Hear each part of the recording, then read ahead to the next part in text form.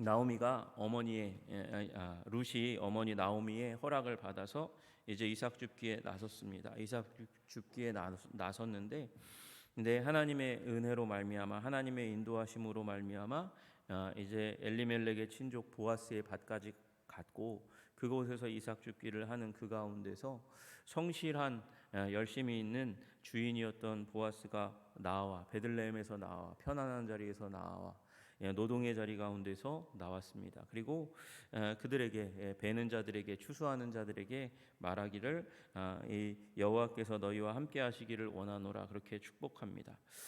축복의 자리 가운데 나왔다는 것, 그것은 그가 관심의 사람이라는 것을 의미하는 것입니다. 그는 친절한 사람이라는 것을 의미하는 것이고, 그는 좋은 사람이라는 것을 의미합니다.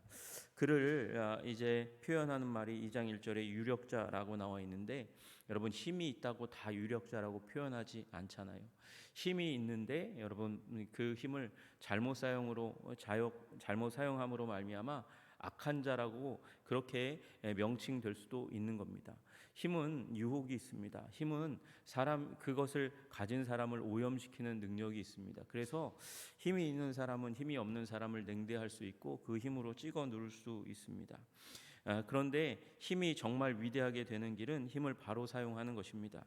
이 보아스는 힘을 바로 사용할 수 있는 능력이 있는 사람이었습니다. 그는 힘을 다른 사람들의 앞에서 자신을 과시하는 도구로 사용하지 않았고 섬기는 도구로 사용하였다는 것을 우리는 알 수 있습니다. 그가 축복의 사람으로 서 있는 것을 보면 그렇게 알 수 있는 것이죠. 여러분, 그는 축복의 언어를 사용할 수 있는 사람이었습니다. 축복의 언어를 사용한다는 것은 사람을 위한다는 것입니다. 사람을 소중하게 생각한다는 것입니다. 여러분, 힘이 있을 때에 사람을 위하여 소중히 여기며 사용할 수 있는 유력자 되시기를 주님의 이름으로 축복합니다. 여러분, 힘이 있는 사람들이 매스컴을 탈 때가 있어요. 그 힘을 사람들을 찍어 누르고 때리고 패는 데 사용하는 사람들이 많이 있습니다. 여러분, 그렇게 사용하면 아무리 힘이 그의 손에 쥐어져 있다 할지라도 패망으로 가는 것이 한순간인 것이죠.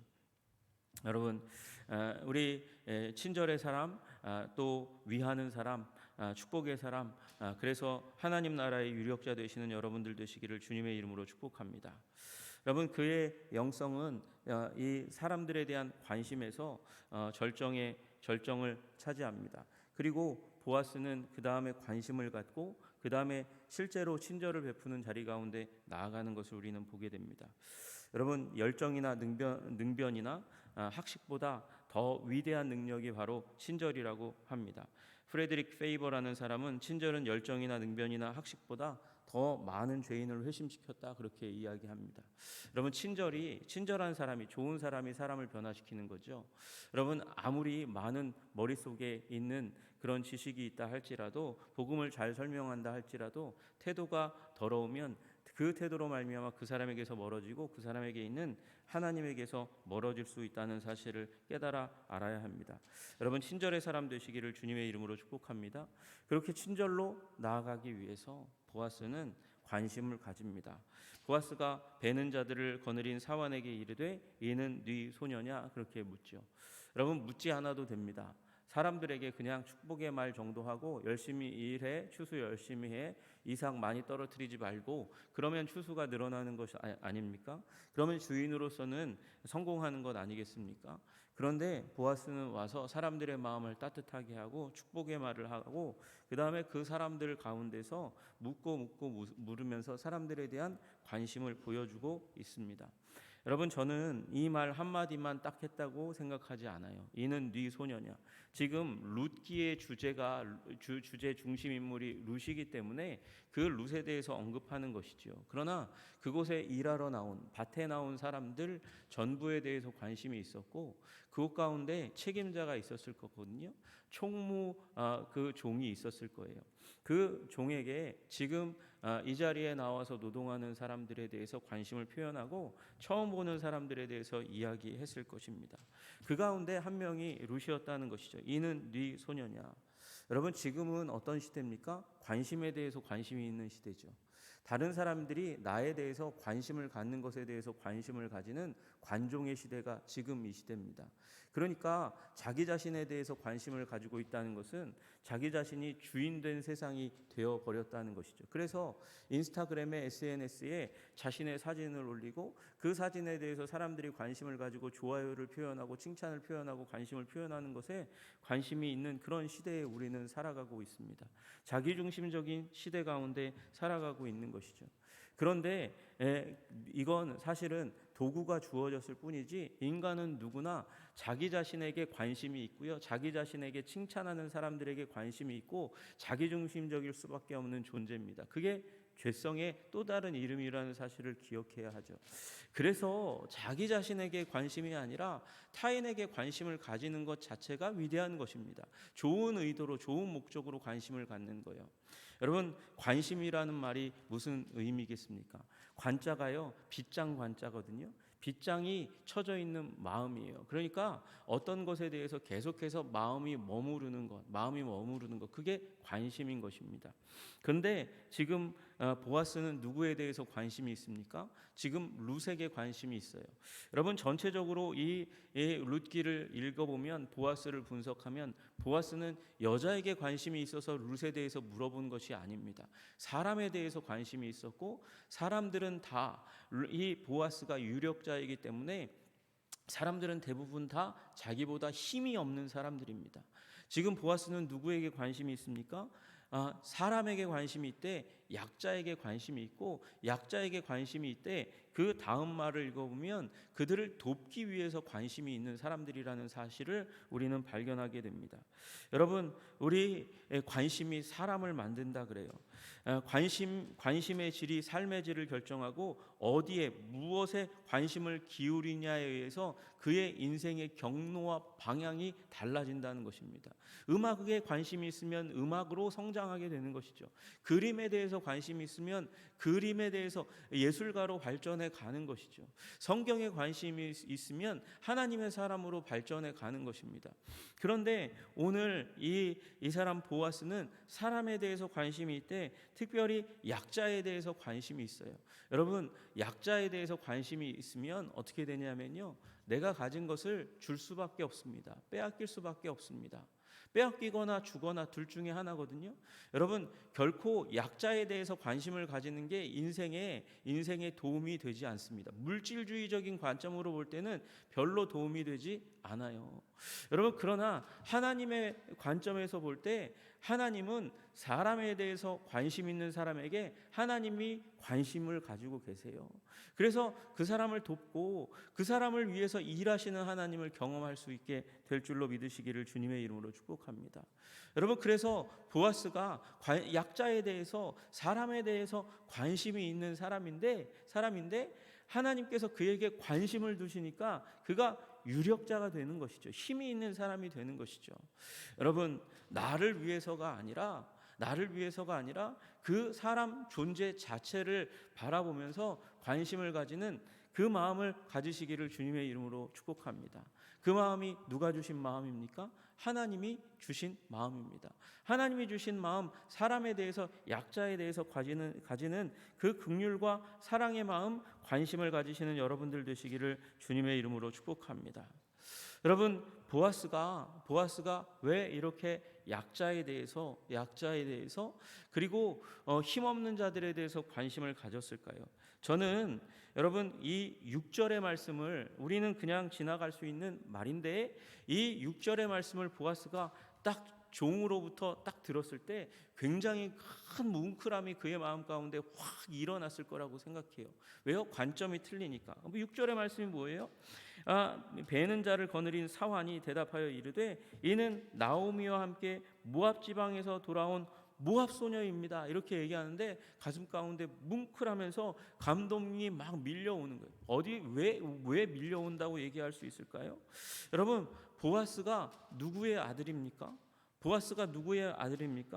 여러분, 마태복음 1장 5절에 보면 살모는 라합에게서 보아스를 낳고라고 그렇게 얘기하고 있어요. 누구에게서요? 살몬이라는 사람이 라합에게서 보아스를 낳았다 그러는 거예요. 그럼 보아스의 어머니가 누구죠? 라합이에요. 라합은 누굽니까? 우리가 잘 아는 그 여리고의 그 여인입니다. 기생 라합이라고 하는 그 여리고에서 비천한 직업 가운데 있었던, 그러나 그 성에 찾아온 정탐꾼들을 도움으로 말미암아 그들을 숨겨주고 피신하게 만들고, 그리고 여리고를 정복하는데 도움을 줄 때 믿음을 두었잖아요. 우리 가족은 살려달라. 붉은 줄을 내밀면 거기 그 가족이 있는 집인 줄로 알고 살려주는 은혜가 있었던 가정. 여러분, 그러니까 라합은 이방 여인이지만 믿음을 가졌어요. 이방 여인이지만 믿음을 가졌고, 믿음을 가졌기 때문에 이방 여인임에도 불구하고 구원을 얻었어요. 여러분, 그리고 이스라엘 민족 가운데 하나로 여겨지는 은혜를 입었던 사람이에요. 그러니까 어머니에게서 그 얘기를, 그리고 가족에게서 그 얘기를 굉장히 많이 들었을 것입니다. 여리고의 여인이었는데 그가 너의 어머니가 되었다. 이방 여인인데 어머니가 되었다. 여러분, 그러니까 이방 여인에 대해서 긍휼함이 있는 것이죠. 약자에 대해서, 다름에 대해서 뭉클함이 있는 거예요. 모압에서 왔다고 하니까 모압 여인, 이방 여인, 이 이스라엘 가운데 이식해 온, 이민해 온 이 여인에 대한 뭉클함이 있는 것이죠. 여러분, 이 뭉클함이 있는 여러분들 되시기를 주님의 이름으로 축복합니다. 여러분, 이 약자에 대한 뭉클함이, 여기에 이 관심이 보아스에게 있으니까, 어머니가 이방 여인 출신이니까, 그러니까 룻에 대해서 관심을 갖게 되고, 얼마나 힘들까, 얼마나 두려움 가운데 이 낯선 땅 가운데 시어머니 봉양하고자 왔을까. 그러니까 그 뭉클함 때문에 더 관심을 가지게 되는 것이에요.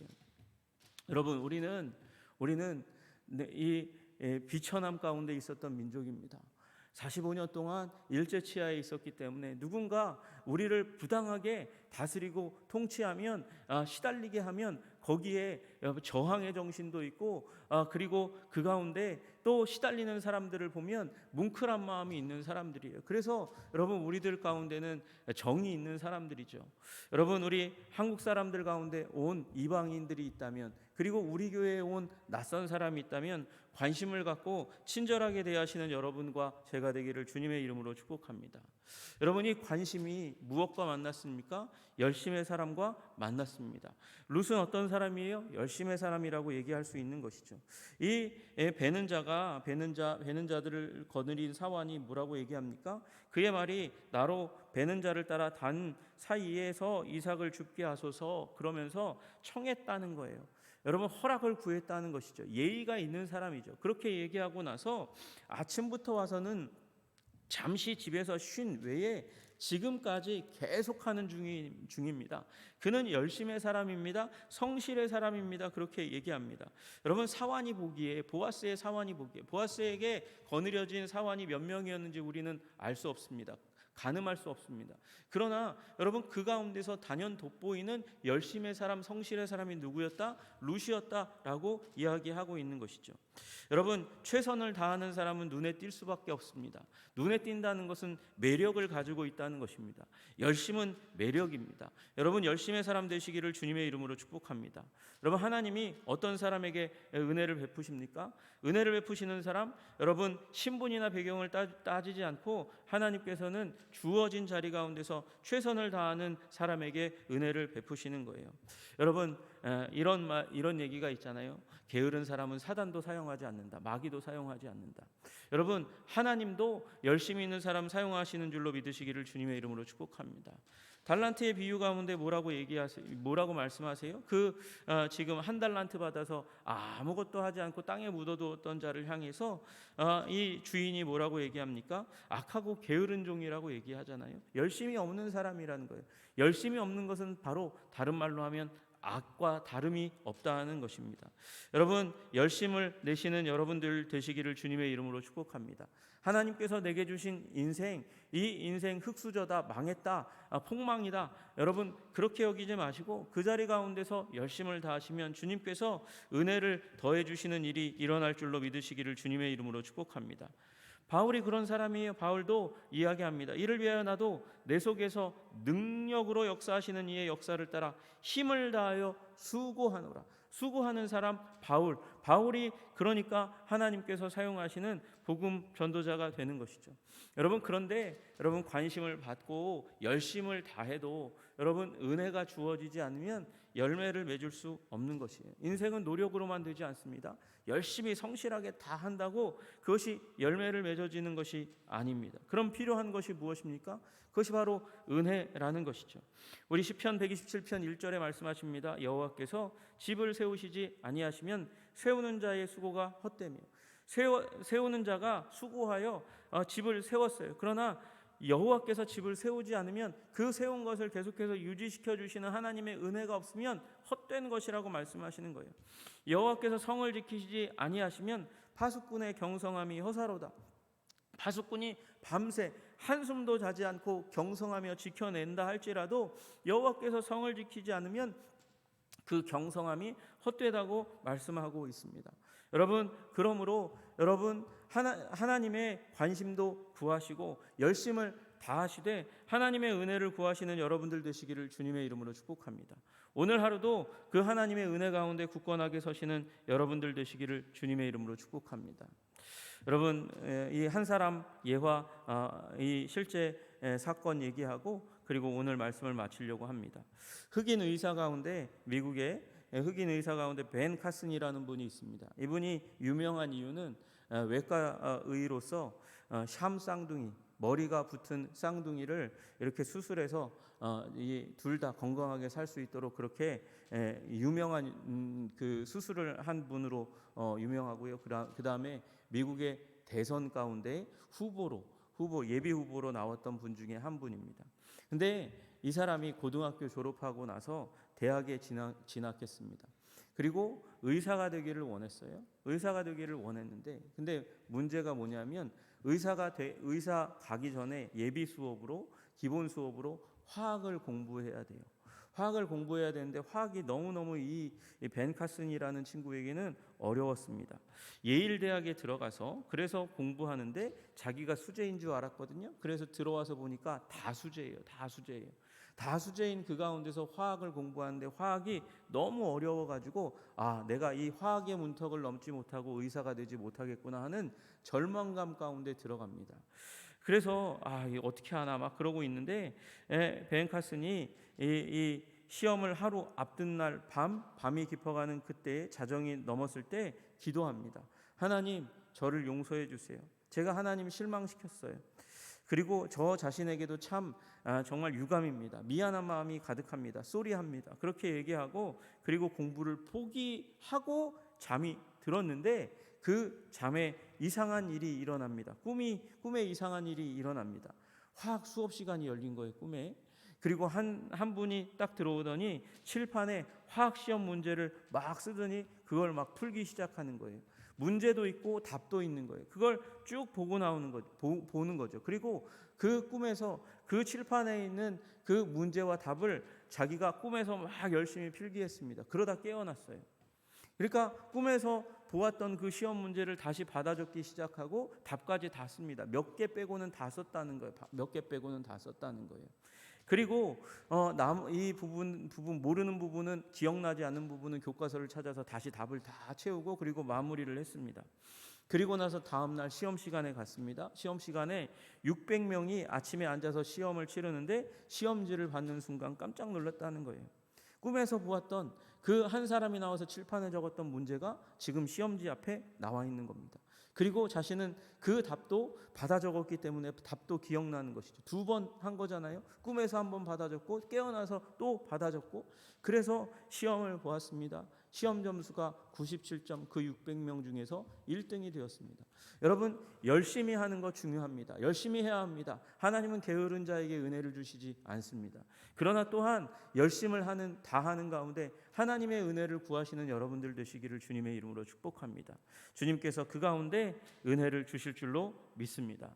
우리는 관심 가운데, 하나님의 관심 가운데 열심을 다하고 하나님의 은혜를 구하는 존재들입니다. 여러분, 오늘도 하나님의 관심을 구하고 또 사람들에게, 우리 약자에게, 우리에게 다가오는 자들에게 관심을 가지면서 열심을 다하여 하나님의 은혜를 받는 하나님의 사람들 다 되시기를 주님의 이름으로 축복합니다. 기도하겠습니다. 하나님 아버지 감사합니다. 오늘 우리들 하나님 아버지 이 말씀 가운데 섭니다. 하나님 보아스, 예수님의 예표라고 불리우는 이 보아스가 하나님 사람에 대해서, 약자에 대해서 관심을 가졌습니다. 그래서 이 룻기의 드라마의 중심 인물이 됩니다. 주님, 우리도 약자에 대해서, 이 세상에 대해서, 사람에 대해서 하나님이 관심을 가지시는 것처럼 관심을 가질 수 있도록 주님 도와 주시옵소서. 또 하나님, 우리 열심의 사람들 되게 해 주옵소서. 주어진 상황 가운데 열심을 다함으로 말미암아 하나님이 주시는 은혜와 기회를 다 누릴 수 있는 자들이 다 될 수 있도록 주님 도와 주시옵소서. 예수님 이름 받들어 기도드리옵나이다. 아멘.